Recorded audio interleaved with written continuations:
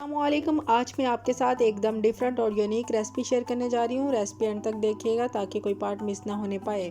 Guys, यहाँ पे मैंने 1 kg मटन लिया है। इसमें 2 से 3 टेबलस्पून कुकिंग ऑयल डालूंगी।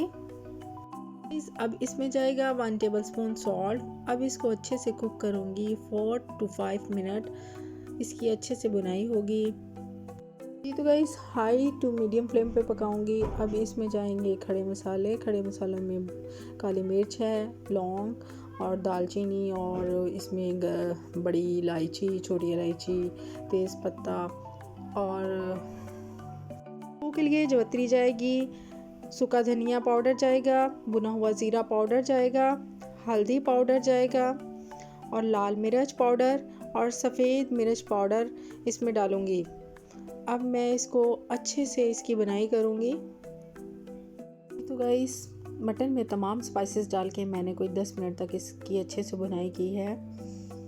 यहाँ पे मैंने 2 बड़े प्याज लिए थे, उनके 4 हिस्सों में पीसेस कर लिए थे। और अब जाएगा लहसुन अदरक का पेस्ट, और इसको मैं थोड़ी देर के लिए बुनाई करूँगी। यहाँ पे मुझे ऑयल की क्वांटिटी थोड़ी कम लगी थी, तो मैंने यहाँ पे ऑयल थोड़ा सा और डाल दिया है। अब मैं इसकी थोड़ी देर के लिए ऐसे ही जो मैंने लहसुन और अदरक को और साथ में ऑनियन डाला था उसकी बनाई करूँगी। अब इसमें जाएगी ग्रीन चिली। अब इसमें टमाटर ऐड करूँगी। और इतने मैं तुहानू एक अपनी ही स्टोरी सुनानी है। मैं खाना बनाना तो हर कोई जानता है, बट ਉਹਦਾ जायका जड़ा वा ना, अगर दिल ना नहीं पकाया जाएगा ना तो ਉਹਦਾ जायका नहीं बनता। ਤੇ ਇਹ ਮੇਰੀ ਨਾ ਵਾਲਦਾ ਮੈਨੂੰ ਅਕਸਰ ਕਹਿੰਦੇ, ਜਦੋਂ ਕਦੀ ਮੇਰਾ ਮੂਡ ਨਹੀਂ ਹੁੰਦਾ ਸੀ ਕਿ ਖਾਣਾ ਬਣਾ, ਤੇ ਮੈਂ ਕੋਈ ਸਾਲਨ ਬਣਾਉਣਾ ਤੇ ਉਹਦਾ ਟੇਸਟ ਬਿਲਕੁਲ ਅੱਛਾ ਨਹੀਂ ਬਣਨਾ।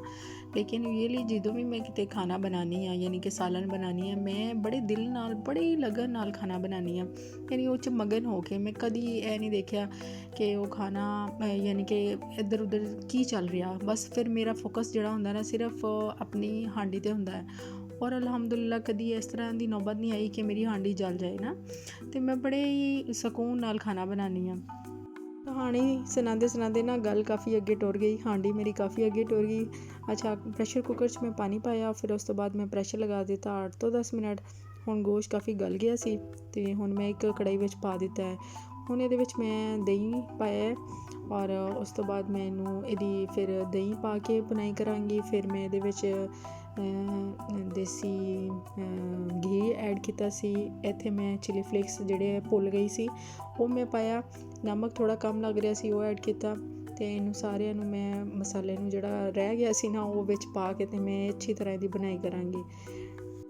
कि काम अगर तुहाडा कोई भी तुहानू दिता जाए ना, तो उन्होंने दिल ना करो, वरना ना ही करो, क्योंकि दिल दे नाल किया होया काम बड़ा मज़ेदार हुंदा है। तो मेरी वालदा नू पता चल जाता सी कि इनू हुण अगर मैं कहा वा ना तो इहदा दिल नहीं कर रहा, तो ये नहीं अच्छा बनेगा।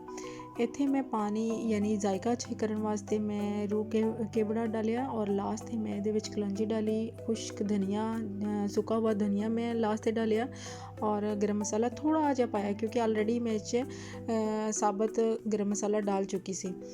तो आ देखो तुसी फाइनल लुक कितनी ज़बरदस्त लग रही है। बहुत मज़ेदार ग्रेवी बन चुकी है, और गोश्त भी बहुत ज़बरदस्त गल चुका है। तो लास्ट तुसी देख रहे हो कि बहुत ही यूनिक तो मज़ेदार रेसिपी तैयार हो गई है।